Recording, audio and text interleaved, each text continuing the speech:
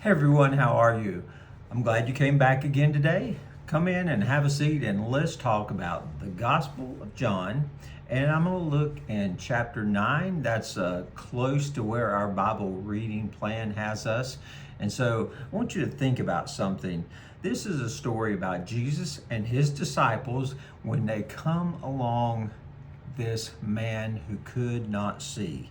It says in chapter 9, verse 1, as Jesus walked along, he saw a man who was blind from birth.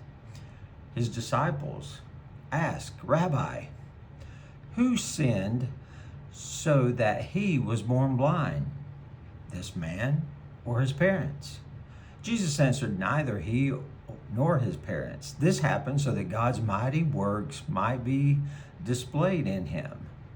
While it's daytime, we must do the works of him who sent me. Night is coming, and no one can work. While I am in the world, I am the light of the world. After he said this, he spit on the ground and made mud with saliva, smeared the mud on the man's eyes, and Jesus said to him, go wash in the pool of Siloam. So the man went away and washed, and when he returned, he could see.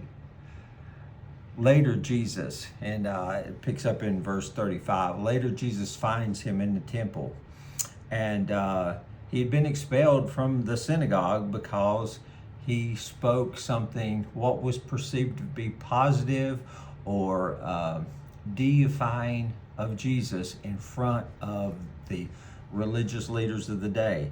They would have none of it. They kicked him out. And so Jesus saw him. He says, do you believe in the Son of Man, in the human one, is what it means? And he answered, well, who is he, sir? The man who had formerly been blind. Who is this person, right? He hadn't seen Jesus before. He was blind when he had Jesus make mud and put it on his eyes. And he answered, he said, I want to believe in him. Jesus said, you have seen him. In fact, the one, me, who is speaking with you, I am he. The man said, Lord, I believe. And he worshiped Jesus. And Jesus said, I have come into the world to exercise judgment on those who don't see and can see, those who will become blind. So the one that can't see will be able to see. The ones who claim they can see are really the ones that can't see at all. That's the moral of the story. Jesus, it reminds us of Jesus' healing works over in Luke 4. Jesus is quoting in the temple from, actually in a synagogue, from Isaiah 61. And he said, in that he said, the Spirit of the Lord is on me because he has anointed me to proclaim the good news to the poor. He has sent me to proclaim freedom to the prisoners, to recover the sight of the blind, and to set free the oppressed, to proclaim the favor of the Lord's, of the year of the Lord.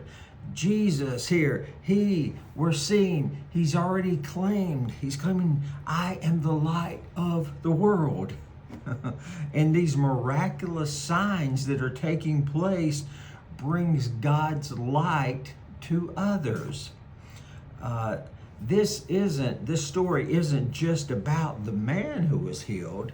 This story, it brings judgment on those who claim they have it all together. They understand everything. We can see everything perfectly.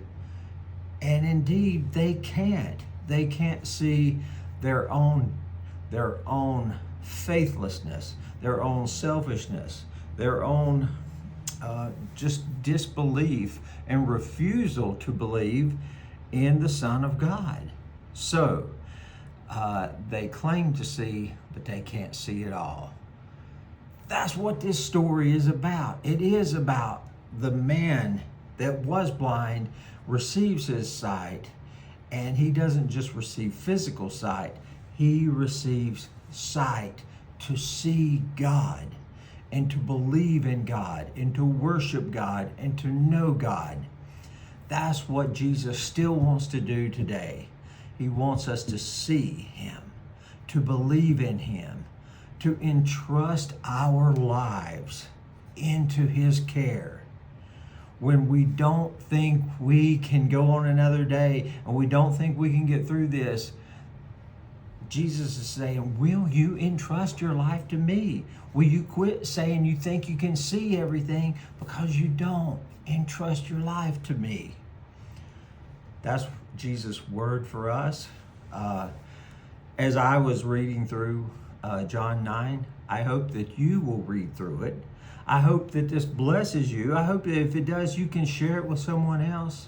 I hope that God gives you and directs you as you read it insights into the life of Christ and having faith in Him. So God bless you guys, and we'll talk again soon.